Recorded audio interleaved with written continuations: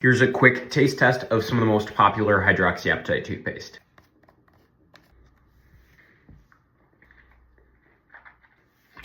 The Bokeh Element has a really nice light mint flavor. It's very watery though. This has no foam, super watery, and then it only has like 2 or 3% hydroxyapatite.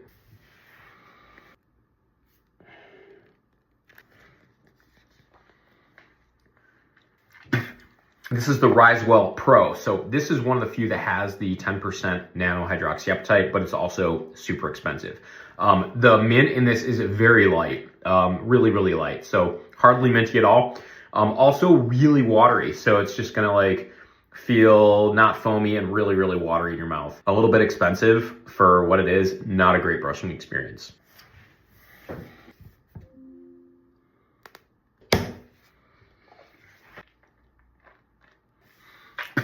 The FYGG is a very, very mild mint. In fact, it's almost more of a vanilla flavor. I like the flavor. It's nice and sweet.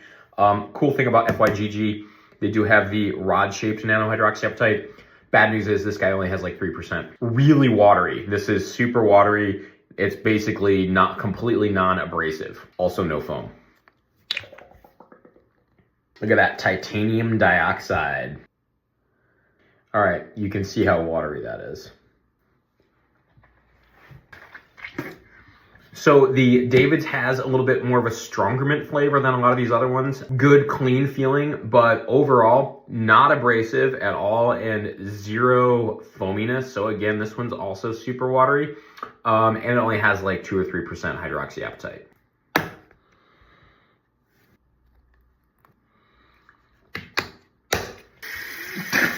All right, Dr. Jen's has a really good mint flavor.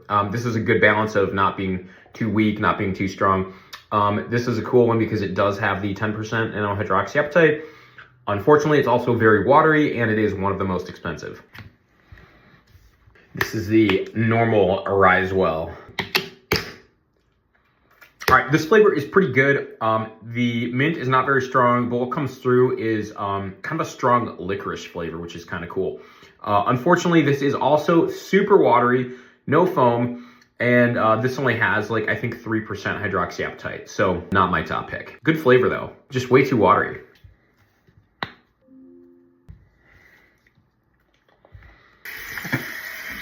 So the Ollie Clean Mint is a nice light mint flavor, not too strong. The difference with this one is it actually does foam. So it makes your tooth feel cleaner because it is slightly more abrasive than a lot of those other ones. And it actually gives you that foamy toothpaste experience. The other cool thing about this one, it has the 10% rod-shaped nano-hydroxyapatite. It is the least expensive option of the 3 that contain the 10% nano-hydroxyapatite. So overall, this is definitely my top pick for the formulation, the flavor, and the price.